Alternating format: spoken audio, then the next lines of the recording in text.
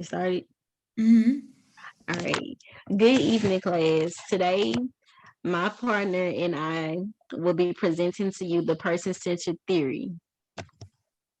So to start off, we're gonna talk about the assessment and intervention part of it. Most of the time when you have a client, you do an assessment, which is basically like a test of what you think how the client would be, what you feel would fit best for them. Well, with person-centered theory, you don't have a formal assessment as like how you would for any other theory or any other type of therapy. With person-centered theory, you always want to think, is this approach capable? Is this client capable of thinking in the person-centered theory approach?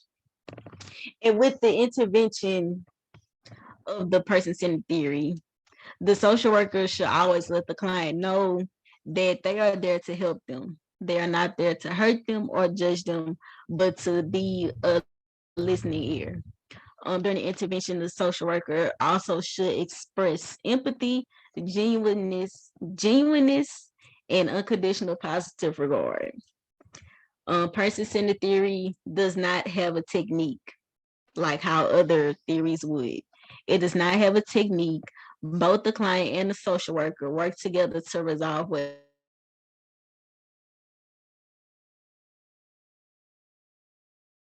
whatever the concern is at hand. The person-centered theory has no ending assessments or protocols. What basically happens is once the client feels that the problem is resolved that they've been dealing with, they begin to discuss ending the sessions or closing out term or termination. If the client feels that the problem is not resolved or they're not satisfied with the outcome that they have came up with, the client has the option to take another route with therapy, or they have the option to end the therapy altogether. So to go back, this part of the PowerPoint to the right side of the screen where it says the nature of problems and change, that part is not that big. So basically what that means is just when a person is stuck in between their self-concept and their potential. So an example of that would be if you were to have a problem, you have a problem, but you don't know how to solve it, or you don't know what steps to take to solve their problem, but you have a problem. Okay, next we have criticism. Basically, person-centered theory is criticized for being simple. It's very simple. As stated, you don't have a formal assessment. You don't have any special techniques or ending assessment. That's what it is. Like, it's very simple. Um, that's basically what it's criticized for. It's just very simple. All right, next we have evidence of effectiveness. So the study of person-centered theory was first done on those who battle against alcoholism, anxiety, depression, etc. And that was how it found to be effective, which also plays a role in the effectiveness of person-centered theory is the social worker-client relationship. That is like a bond that you build between the social worker and client that is responsible for 70% of the successful interventions. And though that person-centered theory does not have like any techniques, I guess you could say building a relationship could be one, and that adds to 15% of the outcome. Whereas the 70% is just from the client social work relationship. All right. Next, we have original and social context. To start off, Carl Rogers developed the person-centered theory between the 1940s and the 1950s. A couple books that he had wrote in between that time were The Clinical Treatment of the Problem Child in 1939, Counseling and Psychotherapy, New Concepts in Practice in 1942, and client-centered therapy in 1951. Rogers had took a new career phase when he began applying his theories to direct practice. That included education, community group development, and social justice activities. Um, Rogers had a lot of influencers that, helped influence his work. First, his ideas were influenced by his social work colleagues, Elizabeth Davis and Frederick Allen, who had studied under Jesse Taft at the Functional School of Social Work at the University of Pennsylvania.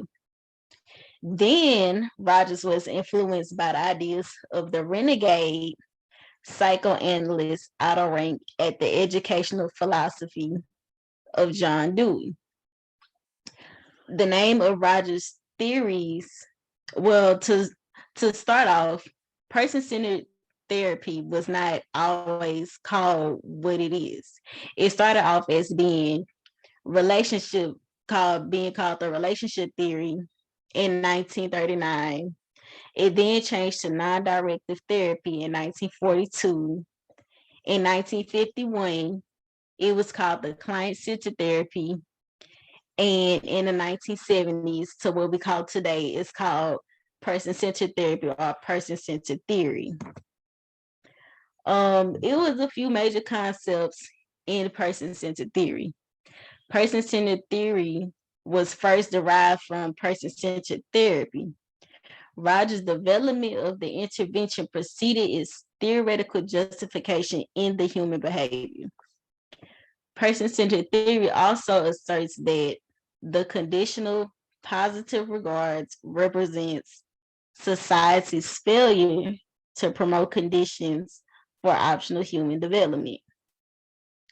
Person-centered theory is positive in the views of the human nature, in that the actualizing tendency and process of self-actualizing do not inevitably place one in conflict with others. Then we have people develop a conscious sense of who they are. This is called a self-concept. To me, this basically means getting to know yourself, know who you are. The person-centered theory defines self rather simply as the self which I currently conceptualize myself as being, which I just, paraphrased a few seconds ago, saying this is how you see yourself as, this is what you are. And then we have congruence, which characterizes a fully functional person is experienced when the self-concept embraces all of one's potential.